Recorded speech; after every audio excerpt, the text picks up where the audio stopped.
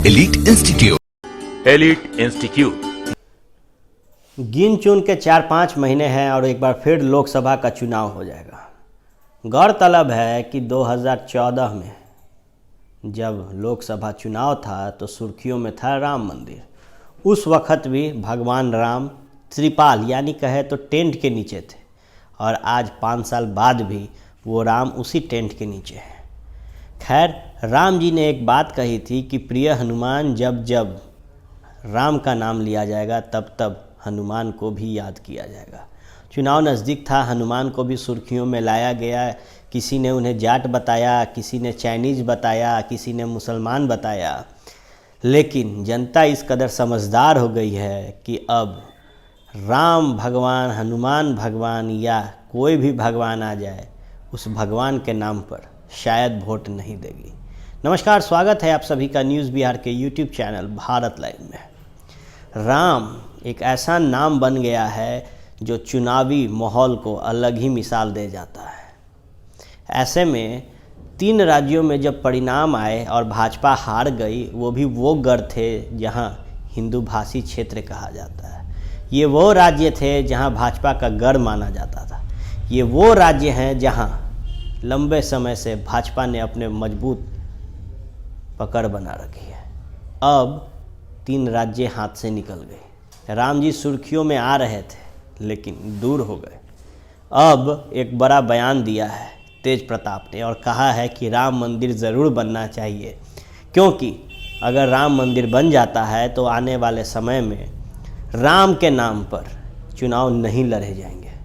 जिस तरीके से हिंदू का एक बहुत बड़ा वोट बैंक है भाजपा के पास, अब जब सारे पार्टियां इस राम पर आकर टिक जाएगी तो कहीं ना कहीं भाजपा का जो वोट बैंक है वो कमज़ोर होगा।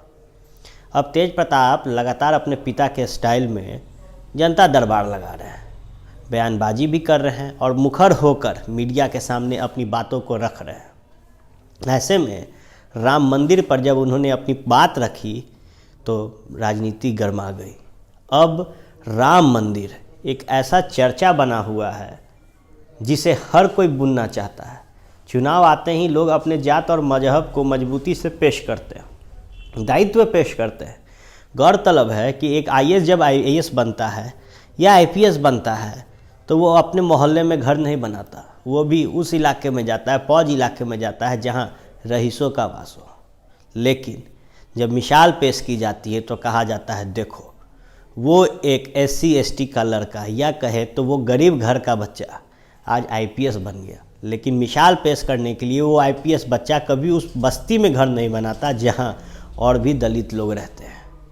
कुछ ऐसा ही मांझ रहा है। चुनाव नज़दीक आ रहा है, भगवान को खींचा जाता है, उनके जात धर्म बताए जाते हैं, लेकिन जब एक जाति का कोई नेता बनता है तो वो अपने जाति को भी नहीं देखता है।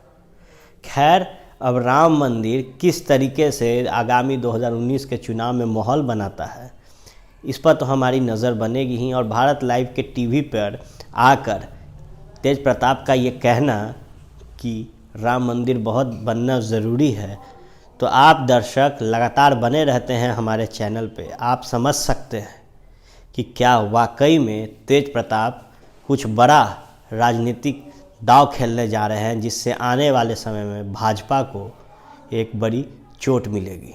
आप जुड़े रहे भारत लाइव टीवी के इस यूट्यूब चैनल से। हम आपको पल पल अपडेट्स देते रहेंगे, बिहार और देश की राजनीति से आपको जोड़े रखेंगे। धन्यवाद।